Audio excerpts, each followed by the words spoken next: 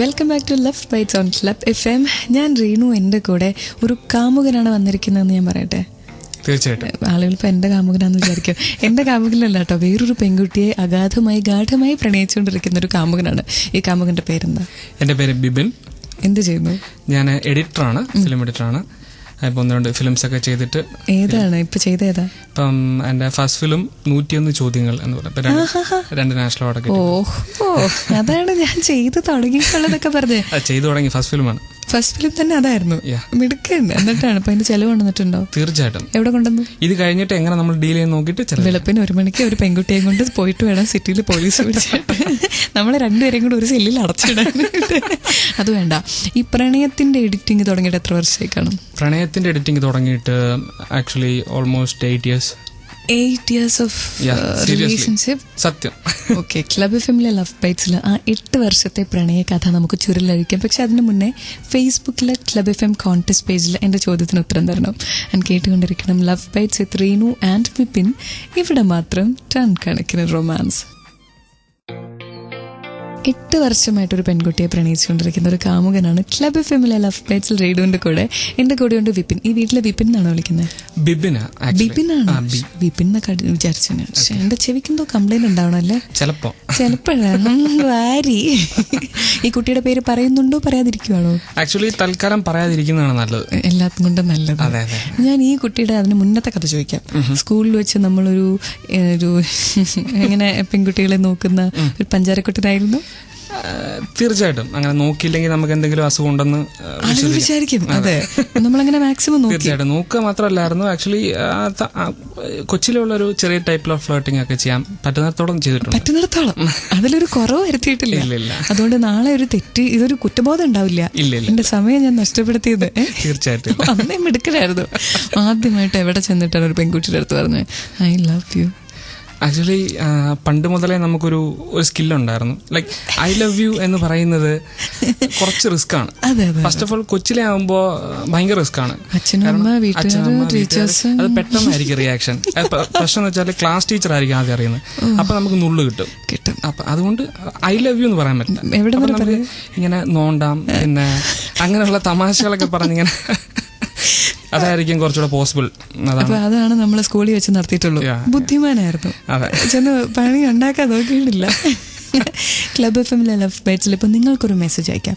നിങ്ങൾക്കിങ്ങനെ നിങ്ങളുടെ പ്രണയകഥ ഷെയർ ചെയ്യണമെങ്കിൽ മെസ്സേജ് അയക്കാനുള്ള നമ്പർ 567678.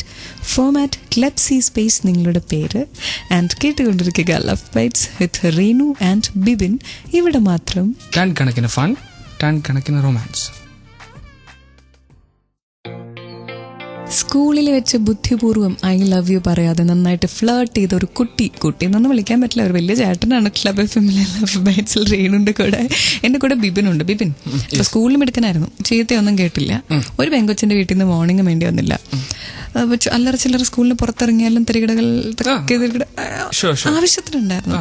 ഏതെങ്കിലും ഒരു സ്ട്രേഞ്ച് സ്റ്റോറി ഉണ്ടോ? അതായത് ഈ സൈക്കിളിൽ പുറകെ നിൽക്കുക, അങ്ങനത്തെ കഥകൾ എന്തെങ്കിലും കാണുമല്ലോ? അങ്ങനെ ഒരുപാട് കഥകളുണ്ട് ആക്ച്വലി. ഒരുപാട് ഒരെണ്ണം പറഞ്ഞു.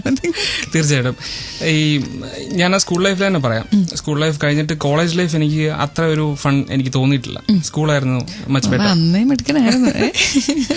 അല്ല, വേറൊന്നും കൊണ്ടല്ല, മേ ബി കുറച്ച് നല്ല ഫ്രണ്ട്സ് ഉണ്ടായിരുന്നു, നല്ല റിലേഷൻഷിപ്സ്. അപ്പൊ അതിനിടയ്ക്കുള്ള പരിപാടി. അതെ. അപ്പൊ അങ്ങനെ ഒരു പ്രാവശ്യം ഞങ്ങളിങ്ങനെ ഒരു നല്ലൊരു പെൺകുട്ടി ഉണ്ടായിരുന്നു കാണാനുള്ള. ഇപ്പൊ ഞാൻ പേര് പറയാൻ ഉദ്ദേശിക്കുന്നില്ല. അവളുടെ വീട്ടിൽ വിളിക്കുവായിരുന്നു സ്ഥിരമായിട്ട്. അപ്പൊ വീട്ടിൽ വിളിക്കുമ്പം കൊച്ചിലെ ആകുമ്പോൾ റിസ്ക് കൂടുതലാണ്, ഞാൻ നേരത്തെ പറഞ്ഞ പോലെ. അപ്പൊ നമ്മളെന്ത് വെച്ചാല് കുറച്ച് മിമിക്രിയും കലാപരിപാടിയൊക്കെ ഉണ്ടായിരുന്നു. അപ്പൊ ആ സമയത്ത് പെൺകുട്ടിയുടെ സൗണ്ടിൽ സംസാരിക്കാൻ ശ്രമിക്കും. അത് ആക്ച്വലി 2-3 വർഷം സക്സസ്ഫുൾ ആയി. 3ാമത്തെ പ്രാവശ്യം പിടിക്കപ്പെട്ടു. മോശമായിരുന്നു. നമ്മൾ പെട്ടെന്ന് കട്ട് ചെയ്തിട്ട് ഓടി. അങ്ങനെ പല പ്രാവശ്യം ഫോൺ ചെയ്തിട്ടുണ്ട്.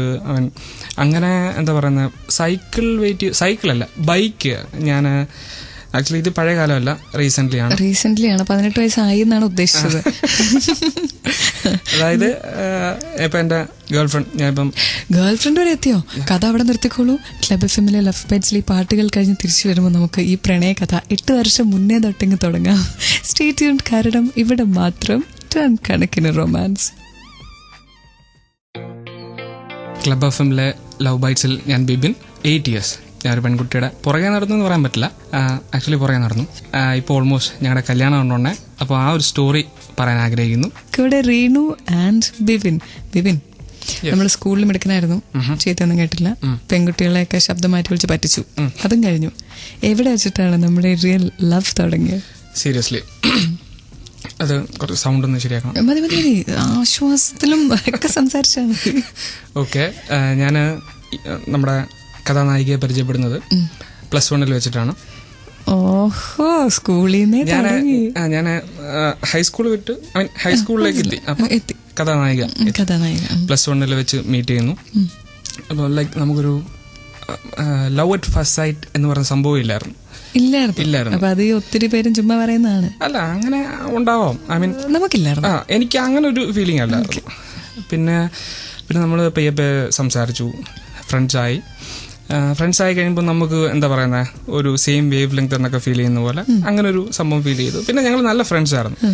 ആക്ച്വലി എൻ്റെ ബെസ്റ്റ് ഫ്രണ്ട് ആരാന്ന് ചോദിച്ചാൽ ഇപ്പോഴും എൻ്റെ സ്കൂളിൽ എല്ലാവർക്കും അറിയാം. അതുപോലെ എൻ്റെ ഫ്രണ്ട്സിനെ എല്ലാവർക്കും അറിയാം. വീട്ടിൽ ബെസ്റ്റ് ഫ്രണ്ട് എന്ന് പറഞ്ഞാൽ അങ്ങനത്തെ ഒരു ഇതിലായിരുന്നു ഞങ്ങൾ. അപ്പൊ ഈ ബെസ്റ്റ് ഫ്രണ്ടിൽ നിന്നാണ് ശരിക്കും പ്രണയത്തിലോട്ട് വരണേ.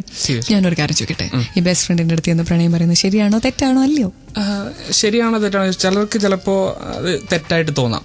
അപ്പം എനിക്ക് തോന്നിയത്, എന്നെ എല്ലാ രീതിയിലും മനസ്സിലാക്കുന്ന എൻ്റെ ബെസ്റ്റ് ഫ്രണ്ട് ആയിരിക്കണം എൻ്റെ ലൈഫിൽ ത്രൂ ഔട്ട് എൻ്റെ കൂടെ ഉണ്ടാവണം എന്ന് മാത്രമേ വിചാരിച്ചു. ആ ഒരു ചിന്തയിൽ നിന്നാണ് ഈ പ്രണയ മോഡൽ എടുത്തത്. അങ്ങനെ ഒരു ചിന്തയിൽ നിന്നല്ല, it automatically happen. Okay, club FM-ലെ ലവ് ബൈറ്റ്സിൽ പറയണ്ടേ ഈ ഫ്രണ്ട്സ് ആയിട്ട് പ്രണയിക്കാനിരിക്കുന്നവർ അത് എങ്ങനെ സംഭവിക്കുന്നു? ഇത് കേട്ടിട്ട് നാളെ തൊട്ട് മനഃപൂർവ്വം ചെയ്യാൻ ശ്രമിക്കണ്ട, ഇറ്റ് ഹാസ് ടു ഹാപ്പൻ അല്ലേ ബിബിൻ പറഞ്ഞ പോലെ. ക്ലബ് FM-ലെ ലവ് ബൈറ്റ്സിൽ ആ സ്റ്റോറിയാണ് നമ്മൾ പറയുന്നത്. But only after the next couple of songs. If you want to share your love story, നിങ്ങളുടെ പ്രണയ കഥയോടെ പറയണമെങ്കിൽ മെസ്സേജ് അയക്കുക. നിങ്ങളുടെ പേര് മെസ്സേജ് അയച്ചാൽ മതി. Number 567678, format club C space നിങ്ങളുടെ പേര്. ഞാൻ കേട്ടുകൊണ്ടിരിക്കുക love bites with Reenu and Bibin. ഇവിടെ മാത്രം ടൺ കണക്കിന് റൊമാൻസ്.